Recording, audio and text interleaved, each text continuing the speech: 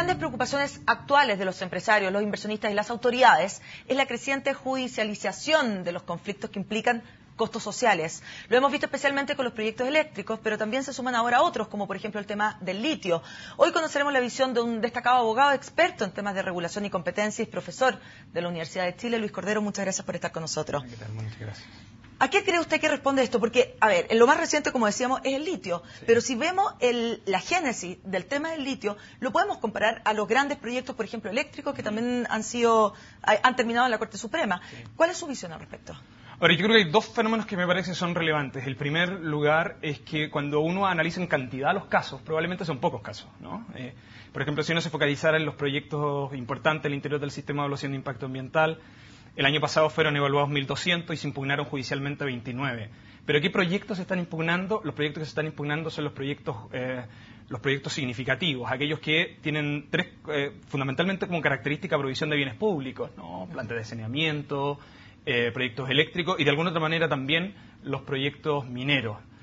Las razones que explican eso, en mi opinión, o por lo menos los temas que yo he estado trabajando, son tres fundamentalmente. La primera, en ocasiones marcos regulatorios incompletos o perímetros regulatorios incompletos. Eso respecto al litio, por ejemplo. Eso, por ejemplo, respecto al litio, donde lo que uno termina por formular son la pregunta si existe suficiente respaldo por parte del gobierno para haber tomado la decisión de ocupar el sistema de ese tipo de contrato que estaba ocupando en el litio. Pero también tiene que ver con el déficit regulatorio, aquellos temas que forman parte del perímetro regulatorio. Por ejemplo, uno de los grandes problemas de los proyectos eléctricos tiene que ver con la localización de proyectos.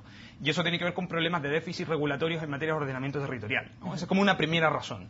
A ver, pero entrando en ese tema, específicamente de ordenamiento territorial, lo hemos conversado en este mismo programa con muchas otras personas, y hay un problema clave con el ordenamiento territorial que finalmente es en la consagración de la Constitución del derecho a propiedad privada. Cuando uno hace una planificación central, que finalmente es el ordenamiento territorial, pasa a llevar la propiedad privada. Lo que pasa es que depende. Depende cómo se interpretan determinadas cláusulas, depende cómo queramos abordar algunos aspectos. Hoy día tenemos planificación territorial en la ciudad, ¿no? Y nadie cuestiona que la regulación en la ciudad podrá ser más o menos severa, pero las reglas del juego están relativamente establecidas en los planes reguladores, que son instrumentos administrativos.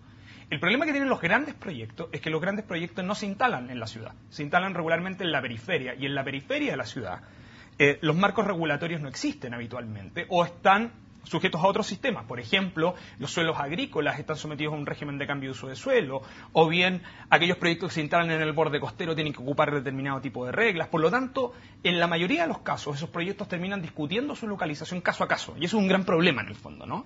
Entonces, si uno suprime por un momento la visión de algún modo ideologizada del ordenamiento territorial, uno debiera preocuparse concretamente en cuáles son esas reglas del juego. Uno puede tener planificación territorial indicativa, puede tener asociado por cuencas, no sé. La sensación que yo tengo hoy día es que el propio sector privado preferiría tener esas reglas del juego definidas ex ante y no estar discutiéndolas caso a caso. Claro, es decir, usted está diciendo que el caso a caso que tenemos en este momento es lo que está llevando a extremar finalmente las posiciones en torno a cada uno de estos casos. Sobre todo, yo creo que el sistema de evaluación de impacto ambiental es un súper buen ejemplo, porque como discutimos problemas de déficit regulatorios caso a caso en un proyecto concreto, entonces terminamos presionando un instrumento destinado para evaluar concretamente un impacto para que defina la política pública. Es decir, es relativamente absurdo que a propósito del sistema de evaluación de impacto ambiental en Chile se discuta la política energética. Son dos cosas diametralmente distintas, ¿no? Claro, o sea, por lo tanto, para usted, todo este problema de judicialización que estamos viendo es finalmente la consecuencia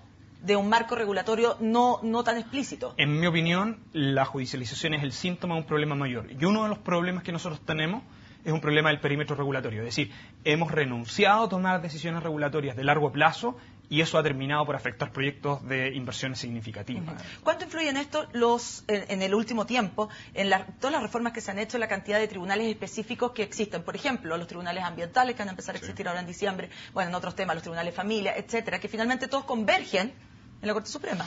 Lo que pasa es que hay dos cosas que están pasando hace aproximadamente una década y media en Chile y curiosamente también en el mundo, ¿no? Esta idea de que hay determinado tipo de asuntos que requieren de conocimientos más específicos y en consecuencia pareciera que los jueces generalistas, se dice, no pueden conocer de estos asuntos especiales. Entonces, las soluciones que han hecho los sistemas legales, Chile ha sido un buen ejemplo de eso, pero también sucede en otras partes del mundo, es entregarle estos asuntos a jueces especializados. Y ahí viene como todo el gran debate, si esos jueces especializados tienen que estar o no en el Poder Judicial, etcétera, ¿no? En Chile ha optado por modelos de tribunales especiales fuera de la estructura clásica del Poder Judicial, pero sometidos a la supervigilancia de la Corte Suprema, ¿no?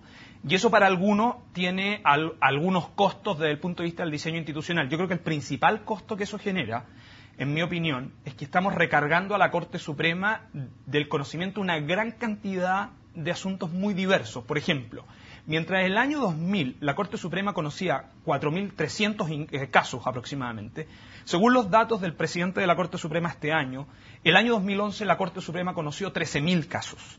Y los números son posibles que aumenten, de manera que lo que estamos haciendo es congestionando muchísimo a la Corte Suprema para conocer asuntos de una gran diversidad de cuestiones técnicas, y por lo tanto lo que debiéramos preguntarnos si esos sistemas de solución de controversia que estamos creando caso a caso, es razonable que estemos llegando a un fenómeno donde todo tiene que ser resuelto por la Corte Suprema.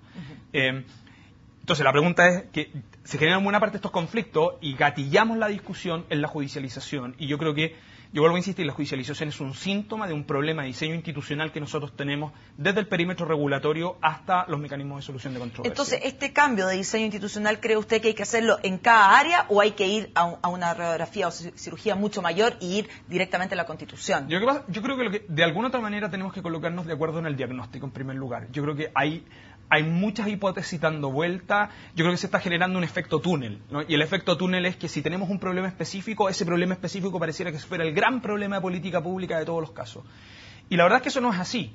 Yo creo que tenemos hoy día, en general, la evidencia lo que demuestra es que la judicialización es una construcción, es una convivencia normal en todas las sociedades democráticas en la actualidad. Más conciencia de derecho, mejor acceso a la jurisdicción y probablemente usos de los recursos cada vez más congestionados. Es decir, en la medida que no solo el número de personas aumenta, sino que también las actividades económicas se multiplican, la congestión por el uso del suelo es mayor.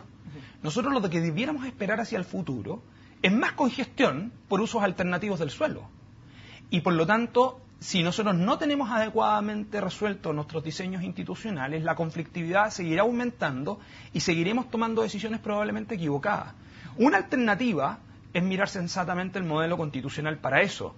Pero la otra, que en mi opinión pareciera sensato, es que las reformas legislativas que realice el Congreso tengan como diagnóstico lo que está sucediendo en términos transversales.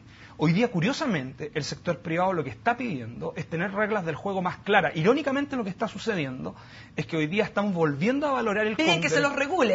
El Congreso como un lugar para definir reglas del juego. Y lo más irónico de todo esto es que durante los últimos 15 o 18 años hemos descansado sobre la implementación de soluciones administrativas, no legislativas. Claro. Y claro, las soluciones administrativas en ocasiones son caso a caso en el fondo. Y los problemas que nosotros tenemos, y yo creo que es un problema que no es menor, es que los gobiernos inevitablemente tratan de optimizar los resultados de sus gobiernos en el corto periodo que tienen. Entonces, ¿en qué se parece? Un ejemplo eso es el litio. ¿Qué se parece Transantiago y qué se parece el litio? Se parecen en ambos instrumentos, se parecen en que autoridades administrativas con el propósito probablemente bien intencionado de obtener resultados adecuados de política pública, utilizaron los instrumentos legales que tenían disponibles y forzaron esos instrumentos legales para su implementación, uno con un servicio de transporte y otro con un sistema de explotación de un mineral que por lo menos hasta ahora la ley califica de estratégico. Pero ¿qué es lo que sucede? Que llevadas esos instrumentos al límite son muy sensibles a la judicialización, y cuando se judicializan, el efecto que producen malos diseños institucionales es que los sistemas tienden a derrumbarse completamente. Y yo creo que la experiencia en litio es una experiencia de que si uno analiza los precedentes del pasado, no era muy difícil suponer que podía conflictuarse del modo en que se hizo, ¿no? Claro. Y por el momento, mientras no tengamos estos cambios en el diseño institucional, mientras no exista eso, ¿qué cree usted que van a ser los pasos? ¿Vamos a seguir con esta eterna judicialización y por lo tanto los grandes proyectos van a tener que estar preparados dentro de sus presupuestos para esto? Yo creo que los grandes proyectos tienen que invertir más en prevención, curiosamente, que en abogados litigantes.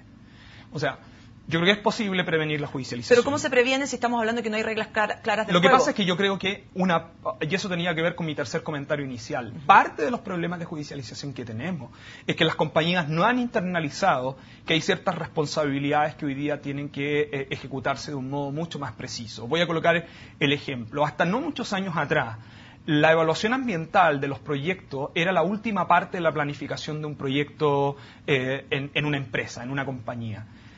Hoy día, tras la reforma ambiental y tras de lo que todo está sucediendo, probablemente la planificación de la evaluación ambiental deba estar al inicio. Y si eso está al inicio, significa por lo tanto que los proyectos de inversión tienen que ser más proactivos a la convivencia con las comunidades en las cuales se van a encontrar. Hay buenas experiencias de participación ciudadana temprana que permite reducir la conflictividad. Vamos a seguir teniendo casos de judicialización. Lo que pasa es que podemos reducir esa judicialización en la medida también que las compañías entiendan que es posible también prevenir esa contingencia. O sea, mayor gestión ambiental y gestión social de los grandes proyectos antes de presentarlos. Efectivamente. Quiero colocar el siguiente dato. Es predecible que los proyectos que imponen cargas locales van a judicializarse. Eso es completamente predecible. Los datos lo que dicen es que los principales proyectos que son impugnados son los de saneamiento, que son soluciones ambientales, una planta de tratamiento de agua servida, un relleno sanitario, y el segundo tipo de proyectos que son más impugnados son las centrales de generación. Y si sabemos eso, la verdad es que pareciera que en el área crítica de esos proyectos, las propias compañías debieran focalizar medios de tratar de reducir esa contingencia. Reducir esa contingencia no es evitar judicialización, pero por lo menos evitar errores que de algún otro modo puedan comprometer los proyectos en el futuro. Muy bien, Luis, muchas gracias por esta conversación acá. Y bueno, en temas para los abogados queda mucho trabajo todavía. Sí, así es. Con esta entrevista entonces terminamos este primer día en Agenda Económica, como siempre. Los invito a seguir junto a CNN en Chile.